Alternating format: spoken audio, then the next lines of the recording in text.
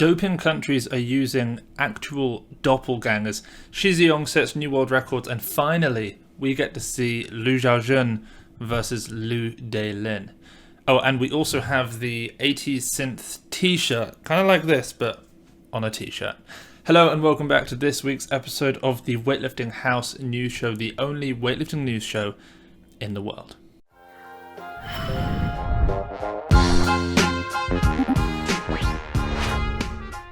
So a lot of exciting stuff has happened this week. Last week I went through the women's Chinese nationals. This week I'll go through the men's, as well as all the other huge lifts that have happened around the world. But first we're going to have to start off with some major news. Now, it's just one problem after another for the IWF, for weightlifting as a whole, and unfortunately we have some more pretty difficult news to get through this week. A report by the World Anti-Doping Agent's Intelligence and the Investigations Department has revealed that there are new allegations of a method used to avoid positive tests in weightlifting. The Intelligence and Investigations Department tackles, and this is in quotes, the most entrenched instances of systemic doping and sport corruption. So just the fact that these guys are involved shows just how great the problem is that weightlifting currently has. WADA's report details 4 separate operations that the department is conducting in relation to this doping problem. The first of these 4 operations is called Operation Outreach. Now, Operation Outreach is looking into allegations that a high-level member of the IWF board took $5 million in payments to protect Russian athletes from doping suspensions. It doesn't yet name who this high-leveled IWF board member is.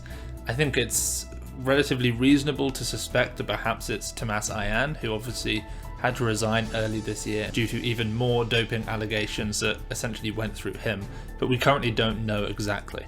The second operation is called Operation Air, which is looking into allegations that some Romanian weightlifters were part of an organised doping program, which included using doppelgangers. So for those of you who don't know what doppelgangers are, it's essentially people who literally look like you in place of someone like you.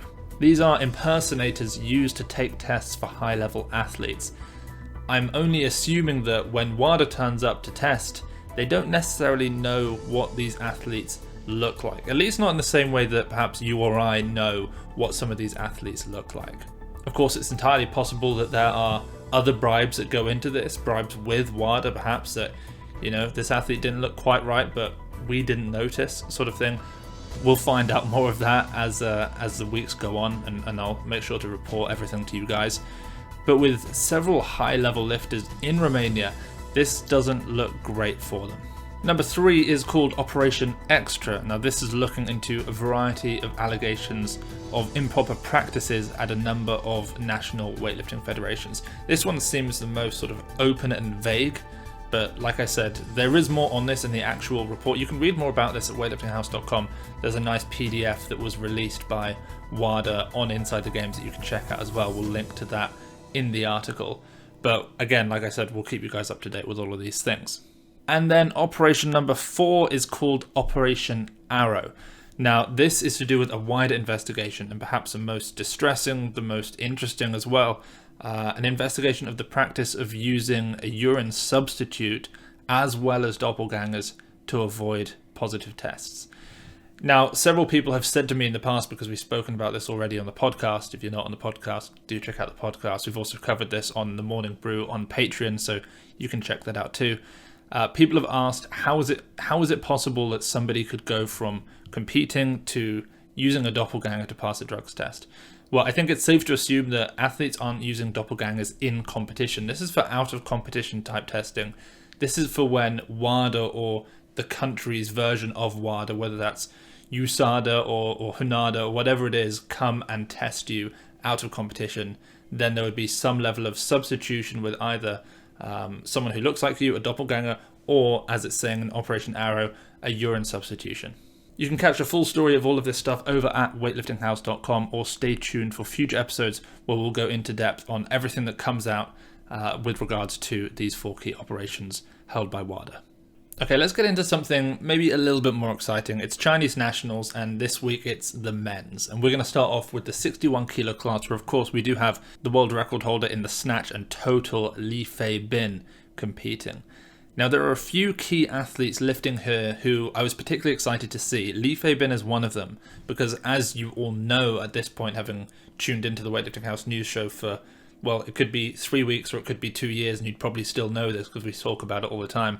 Countries who haven't received a large number of doping offences are allowed only 4 men and 4 women. And in the Chinese team, there are multiple athletes who will technically qualify for spots. It just comes down to which athletes the Chinese team is actually going to select. And there are a few lifters, for example, Li Feibin and Chen Lijun, who we're going to get onto, who I think have to prove themselves over the coming 6 months before we finalise Olympic selection.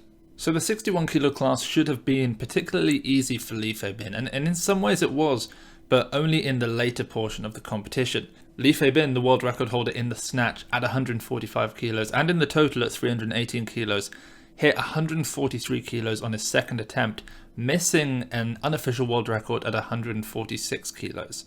But his competitor He Yuezhi, a junior weightlifter, set an unofficial junior and senior world record at 146 kilos to take the lead after the snatch. Unfortunately for He Yuezhi, however, Li Feibin, just being the older athlete, he's had longer to strengthen his legs, and in the clean and jerk that really shows. Li Feibin was able to set an unofficial world record of 175 kilos, 1 kilo above Eko Yuli Irawan's world record of 174 from Indonesia, giving him a 318 kilo total and quite a convincing win in the 61 kilo weight class. In the 67s, we have another weightlifter who does truly need to prove himself if he wants to be one of the 4 who was selected for the Olympics. Chen Lijun snatched pretty well. He went 146, 151, 153. World record sits at 155. Then in the clean and jerk, he opened up at 176. But on his 181 kilo second attempt, he injured his elbow. And you'll be able to see that now if you're watching this on the YouTube channel. Don't worry, the video isn't awful. It's not a Vanev elbow snapper. It's not a Krapati elbow snapper. There are worse videos. This one kind of just looks like a miss. It looks like his elbow buckles. It looks, maybe like it could have hurt a bit, but the severity of it wasn't found out until after the fact. He went back into the back room. He passed up in his third attempt, and it turns out that Chen Lijun is going to need surgery on his elbow if he hopes to recover. In that weight class, also, after the snatch, it turned out that Chen Lijun was not in the lead with his 153. Despite missing 152 kilos, Huang Minhao hit 154 kilos on his final attempt to take the lead. He then, however, went for 176 on his clean and jerk, which, because Chen Lijun had to retire from the competition, gave him a 330 kilo total and enough for the gold medal in that 67 kilo weight category.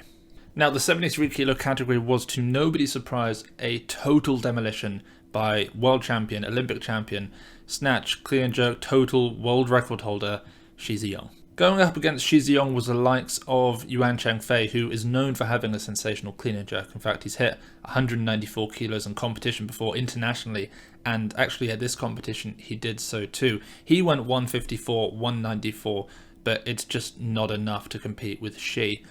Opening up at 158 kilos and almost missing it behind, Shi Zhiyong managed to hit his second and third attempts as well at 161 and 164 kilos. 4 kilos below his own world record in the snatch. However, I think he just wanted to get those 3 lifts in and feel good heading into the clean and jerk. Now, in the clean and jerk, Shi Zhiyong opened up at 190 kilos, and he actually missed his jerk on that first attempt, which perhaps serves him right for thinking that he could get away with an opening clean and jerk attempt that wasn't a power. He full cleaned his 190, which he normally doesn't do. His first attempt is regularly a power clean, and it hurt him. He missed the jerk. He took it again at 190 kilos and made the lift, and then in order to not only beat Yuan Chengfei in the clean and jerk, but in the hopes of setting a new world record unofficial in the clean and jerk, he jumped all the way to 199 kilos, and I think made the clean look even easier than his 190. Perhaps it was the severity, the importance, the pressure that was put on this 199 lift, but it certainly looked like a better lift. And, goes to show that Shi Zhiyong is the guy who, it almost doesn't matter what anyone else does in that weight category at the Olympics. He is going to be the guy that, as long as he is able to take all 6 lifts, it doesn't matter if he misses an opener. He's still got the strength in him to attempt and make world records in every lift. Onto the 81 kilo weight class. The first thing worth mentioning is that Li Dayan was not competing. I was watching on the live stream, I was talking to the guys on the live stream, it was a whole lot of fun. And the one question that came up most commonly from people who were just tuning in was, where's Li Delin? Is Li Delin competing? As it turns out, and I didn't actually know this, which is why I haven't reported on this yet, Li Delin hurt his lower back in May and hasn't been lifting particularly since. As soon as I know anything more about that, I'll let you guys know, but it certainly means that should Li Delin be offered the place due to having more Roby points than Lu Xiaojun, it will then pass to Lu Xiaojun, which I think is what Team China wants. So currently Li Delin is injured, but I think a few people are honestly suspicious as to whether he is injured or whether Team China might just be putting in place the stepping stones to allow Lu Xiaojun his final send-off in the Olympics. But the most interesting thing about this competition, of course, was the battle of the Lus. We have the GOAT, the older Lu Xiaojun, versus the younger, the up-and-comer Lu Delin. Now, Lu Delin is known for having a ridiculous snatch, a ridiculous pull in the snatch. I mean, he hang-snatched 180, which is Lu's best ever snatch from the floor. He missed 190 kilos behind. He's been snatching 170, it seems, pretty much every week. But at the same time, Lu Xiaojun has also been in terrific shape recently. In order to put a little bit of pressure on Lu Xiaojun, Lu Delin set his opener at 170 kilos, which seemed ridiculous. I mean, that's the kind of weight that Lu Xiaojun used to open up back in 2015, 2016, when he was attempting world records in the old 77 kilo category. But this time, it was Lu Xiaojun who opened first at 165 kilos, and he made the lift looked pretty good. Lu Delin then dropped, as we all expected that he would, and opened at 166 kilos, just 1 kilo above Lu Xiaojun, playing a few mind games there. He also pulled the bar ridiculously high and made it.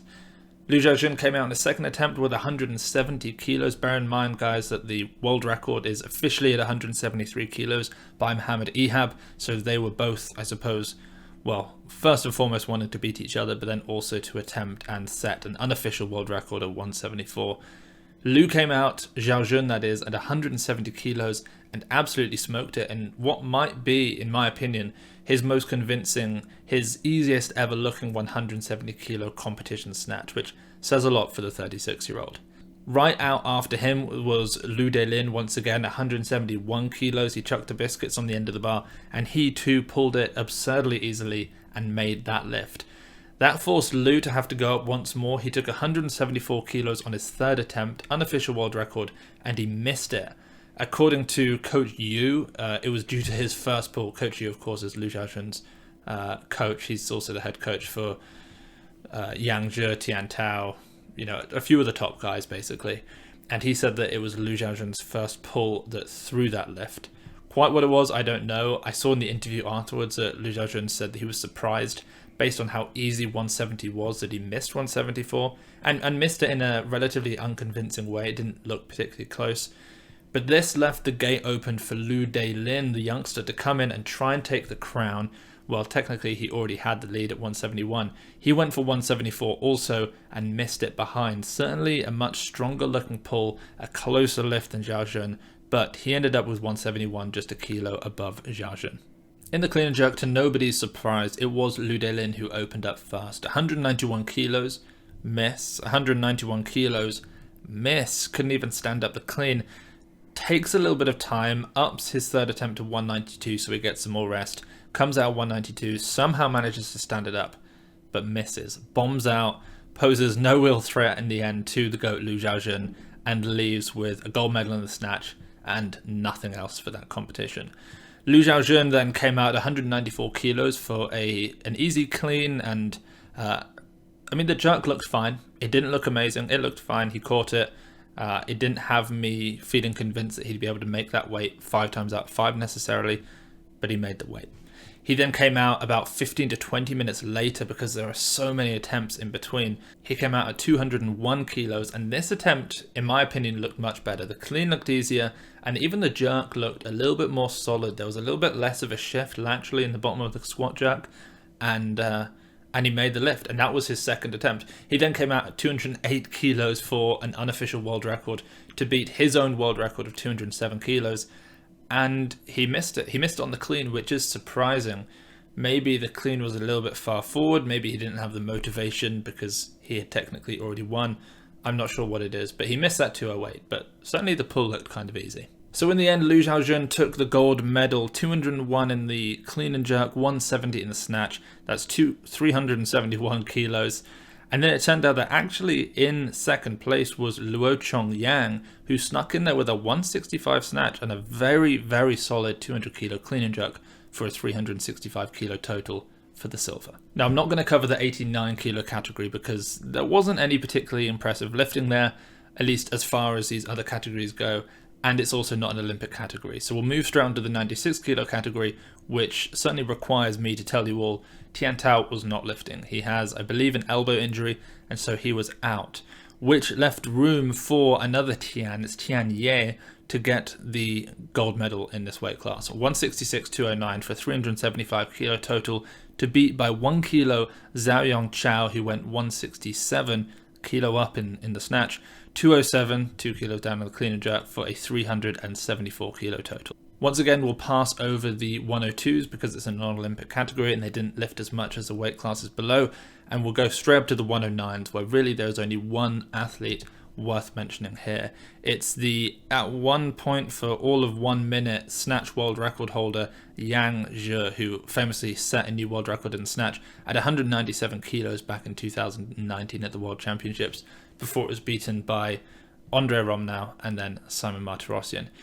Yang Zhe came out at 198 kilos on his final attempt to set a new national record, a new personal record, a lift just 1 kilo under the world record, 198 kilos for him in the snatch, and then 223 kilos in the clean and jerk, which gave him a 421 kilo total. That's a new national record, and as far as I can tell, it's the most he's ever hit in the total in competition. At least over the last qualifying period, so since the weight class has changed, the last sort of, I guess basically exactly 2 years, this is certainly the most he's ever hit. He's done 420, but never 421. So for Yang Zhe, this is a pretty good day.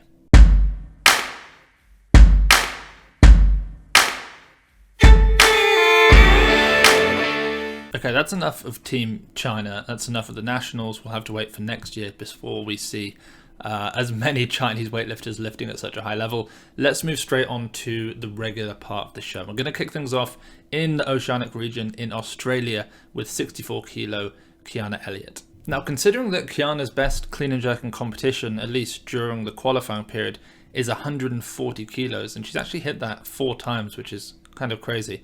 She did this week a 105 kilo 2+1 in the clean jerk, and then more spectacularly and more hopefully predictive of things to come, 110 kilos for a clean plus jerk. And that second clean was very difficult. She double bounced or maybe triple bounced. I was convinced that there was no way she was going to be able to make the jerk. And then with perfect footwork and a lockout that most people would dream of, she was able to make the jerk on that lift. So 110 kilos for a 2+1 for Kiana.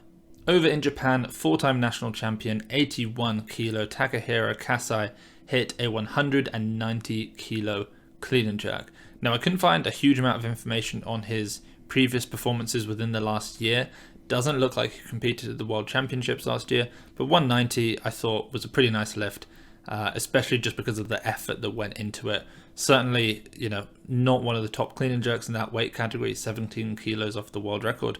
But even so, the speed of the jerk and the aggressiveness was kind of nice to watch, so I thought I'd put that one in here. The heaviest front squat of the week goes to, kind of no surprises, from Pakistan, Nooh Dastgir, who hit 280 kilos for a single.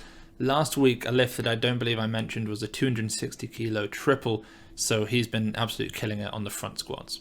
In Poland, 109 kilo Arkadiusz Michalski hit a PR in the back squat for a triple at 270 kilos.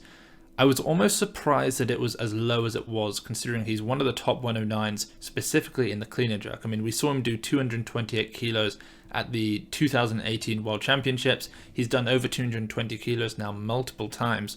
And so I almost felt like 270 kilos for a back squat triple PR felt kind of low for him, but he does move very well, so perhaps that's why. With Yang Zhe and a few other athletes in the 109s who are from a country that has more than one person in the top 8 removed, suddenly Arkadiusz Michalski will move not into the top 8, but he will move into the European slot for the Olympic Games, so he seems pretty much a safe bet at this point. Over in Malta, 71 kilo Yazmin Stevens hit a new PR in the snatch at 88 kilos this week. Now, I think the last time I mentioned her was back in September. She set a new PR in the clean and jerk at 108 kilos. So with these two lifts together, she's at 196 kilos, if of course she can do them in the same day, which she hasn't yet, but which she might do soon. So I think a 200 kilo total, maybe before the end of 2020, is possible. Her best total in competition is 190 kilos from the World Championships last year, so 2019. So it's entirely possible that she can start pushing closer to 200 soon. From Denmark, we have Sandra Jensen. She's a 49/55 kilo weightlifter. I think she's a 49 technically, but mainly competes at 55 because the cut to 49 is just so brutal. It's just like, how can you possibly do that every single time you have to compete, especially with the current Olympic qualification system where you really have to compete pretty much on average something like every 3 months for an 18-month period. So I think that's kind of why she fluctuates between 49 and 55.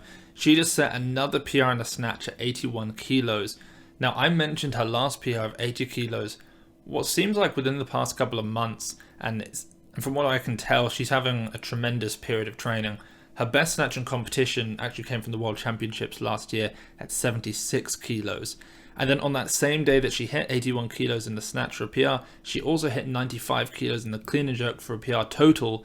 That 95 kilos in the clean and jerk is actually more than anything she's ever hit in an international competition. Also beating 94, which I think she did in Qatar 2019 as well. So she's had a phenomenal last year of progress. Over to the Netherlands, we have one of my favourite super heavyweights in the world. We have Enzo Kuworge, one of the biggest teenagers I think I've ever possibly seen, and one of the nicest weightlifters I've spoken to. This week he did, in the block snatch, for a 10 kilo PR off the blocks, 2 sets of 2 with 170 kilos. He then came back maybe a day later and hit 176 kilos for a huge PR on the single off blocks as well. Catches it way back on his heels, actually. I think he sits back, his shins almost hit vertical. It's a crazy save, especially for a big guy. But great progress from Enzo nonetheless. Across to Italy, 64 kilo Giorgia Bordignon hits an 82 kilo no foot snatch for a set of 4. Now, I don't know what that means. I don't know if that's entirely predictive of anything, but I did think it was kind of interesting to see an athlete at that level doing what is, for all intents and purposes, 80% of her best ever snatch for a set of 4 so effortlessly with no foot movement. So the bar path obviously has to be perfect. There's no jumping forward, there's no jumping back to essentially correct for a faulty bar path. And she was able to make it look easy. So yeah, 82 kilos for 4 for a no foot snatch from Giorgia. Up now to Great Britain, we have Sarah Davies, the president or the head of the athlete board of the IWF. And clearly that's not been taking too much out of her, because this week she was able to hit a very solid 126 kilo clean, just missed the jerk. But the jerk miss was so spectacular that I figured it deserved a spot anyway. I mean, if she'd have just cleaned 126, I'd have probably put this in, but just a 126 jerk kind of added to it. The way it gets forward, this is something that Sarah does at really heavy attempts. You know, everyone misses heavy lifts in a certain way, and this is just the way that she tends to miss them. Sometimes she's able to save these in spectacular fashion. This time, not quite, but just the depth that she went, the stretch that she must have felt trying to save this lift was pretty impressive. Across the ocean now to Canada, we have Boady Santavy, who hit 172 kilos for 3 easy singles in the snatch, and I think the third of which actually looked the most solid. Second was definitely the most wobbly, but this is just, well, I think he basically works off the world record as his percentages, because he snatched 182, the world record's 186, so he's already pretty much, well, you know, he's close at the very least. He's 2.5% off essentially. So I figure that he's just working off 186 and he's hitting 3 above 90% singles, and you know, he's doing it with such frequency and ease at the moment that it really wouldn't be too surprising if we saw him attempt a world record at the Olympics.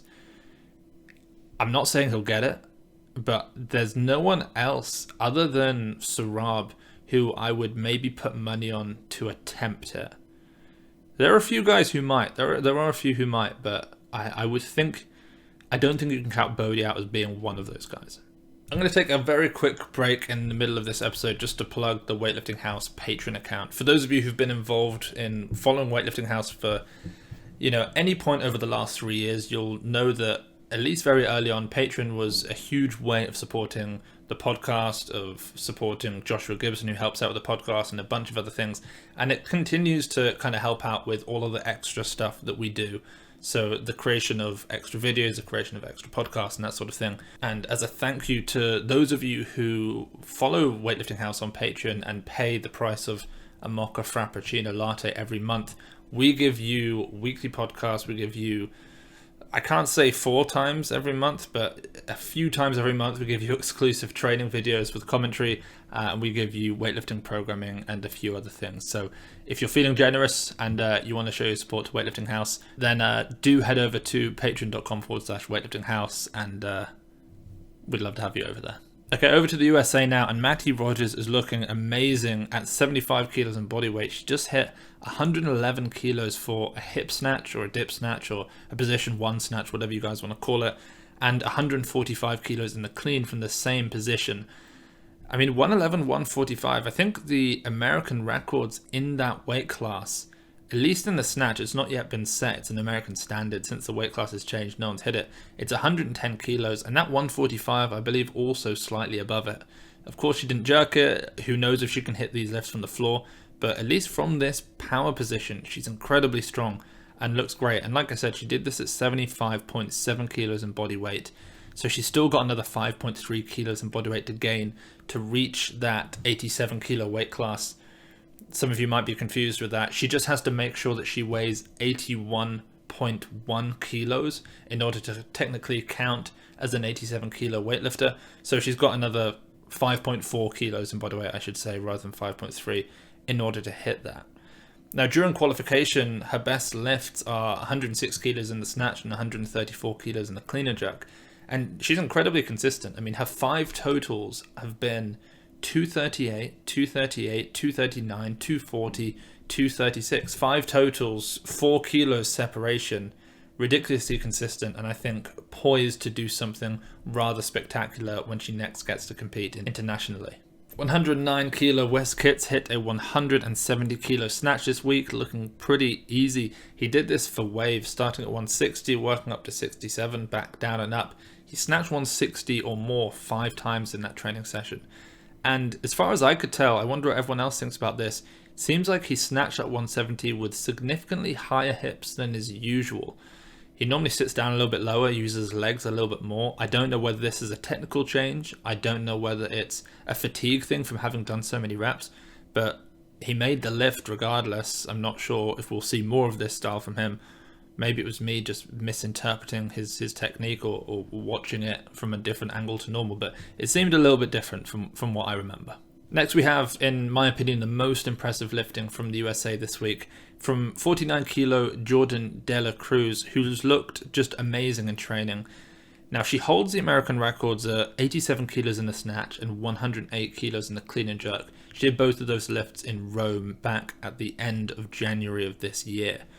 She just hit 80 kilos for a triple in the snatch. And some of you are obviously going to say, it's not a triple if you let go of the bar, or it's not a triple if it takes more than 15 seconds, or you can't, walk back away from the bar. Whatever your definition of a triple is, I don't really care in this situation. She calls it a triple. It's clearly what Spencer Arnold, her coach, who knows what he's talking about, counts for her as a triple. And at the end of the day, you could either rush an athlete to come in and take that third attempt, and maybe they're going to make it look kind of horrible, and maybe they might even miss it, or you could just give them an extra few seconds and know they're going to come and make it, and the movement quality is going to be there. So for Jourdan, this is a triple at 80 kilos. Now that's like 90% of her American record for 3. She then did 100 kilos for a 3+1. Same applies. I don't care if you guys don't count it as a triple. Maybe you want to call it a cluster. It's a triple in her mind. It's a triple in Spencer's mind. So we're going to call it a 3+1. And she did that at 100 kilos. That's 92% of her clean and jerk American record. So I think it's pretty safe to say that she's in great shape right now. And then finally from the USA, we have the biggest man, from the smallest female to the biggest male. We have Kaiser Witt, who just hit 250 kilos for a set of 4 on the front squat. I don't think anyone else in the USA is doing that. Maybe a couple of other supers, maybe Kane. But the ease with which Kaiser did it, I don't think anyone else is going to be able to parallel. It looked pretty good. It looked like it could have done another rep. And hopefully it's going to start translating to, really a bigger jerk. I think it's clean. We all know his clean's there. We all know he can clean 230, maybe 235 if he really needs to. It's on that jerk. But hopefully that 250 for 4 is going to help. Who knows? Maybe it will. Maybe it won't. Maybe it's just a big squat. I don't know. And then finally, we're going to head down to Colombia, where we have the 12-time competitor in a World Championships. How ridiculous is that? Mercedes Perez, 64 kilo Mercedes Perez. She's competed in 12 World Championships. Her first one was 2005. She competed in 2019. She's been to 2 Olympic Games on top of that in 2008 and 2016. She is a veteran of the sport, and it seems like she's getting better and better. Her best total ever actually is 238 kilos, and that came from the 2019 World Championships, where she lifted as a 64, which is a lighter weight category than the one she used to compete in at 69, and she did it at 33 years of age. I mean, that's ridiculous. She went 106, 132. Anyway, the reason I'm bringing her up is because she just hit a 231 kilo total, which is pretty close to her best ever. She did it at what looked like a national online competition. She went 103, 128, and for a 33-year-old 64, that always deserves being mentioned. Alright guys, that is absolutely everything. Thank you so much for tuning in. Well, I guess it's not everything actually. We've still got to do a people's lift. I didn't have time to do a massive people's lifts this week. I have 3 people who I'm going to go through. But before we get there, head over to weightliftinghouse.com, catch up on all the weightlifting news. Head up to weightliftinghouse.com to check out everything we have on the store. This t-shirt, well, this is a jumper, or what do you call it in America? Pullover? Sweatshirt. This sweatshirt will be available in t-shirt form and in sweatshirt or hoodie form maybe at some point, but certainly in t-shirt form now, so you can check that out.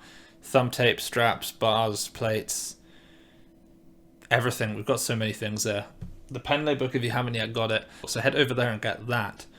And then head over to patreon.com/weightliftinghouse and check out all of the extra podcast videos and programs we have. And guys, don't forget, you can head over to Virus International and use discount code weightliftinghouse to get 10% off all Virus clothing. And that works the world over. Whether in the USA or Europe, that works.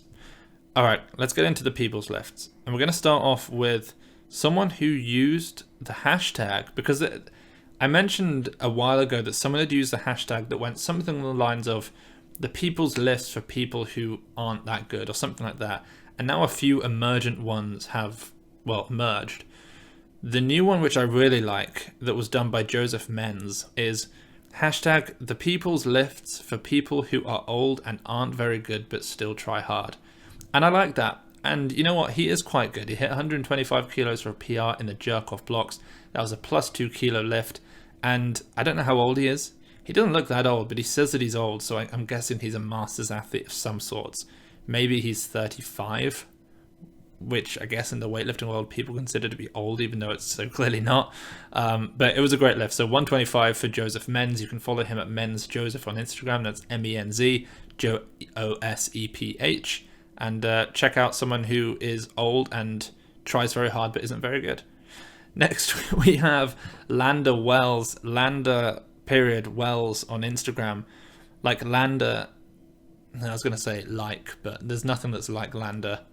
LANDER, and then Wells, like, well, plural. I got nothing. 140 kilos for a push press, which was a PR for him. 95 kilo muscle snatch, which is big. That's 10 kilos more than I've ever muscle snatched. But he grinded his out significantly more than I ever grinded mine out.